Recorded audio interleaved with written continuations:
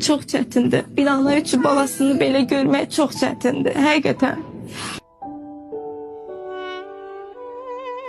Atası gece gündüz işləyir, balası üçün çalışır ama yetə bilmir.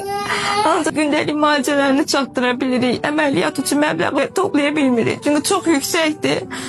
Bizim imkanımız çatmır ki, onu hansısa bir xarici ölkədə onu müalicə etdirək. Çünki Azərbaycanda hər yerə müraciət eləmişik, bütün fondlara müraciət eləmişik. Bu əməliyyat aparatları Azərbaycanda yoxdur, sinir açma əməliyyatı.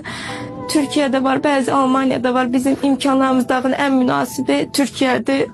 Orada eləmək və o da 30.000 manat xərc vəsait lazımdır əməliyyat üçün. O da ayağının gəzməyi üçün çox vacibdir. Çünki əməliyyatı olmasaq ayağın iflic ola bilər. Çünki SPK dəyəri həddindən artıq yüksək çıxıb dayanın. Bu da beynin sağ tərəfində qırışlara, çatlara səbəb olub.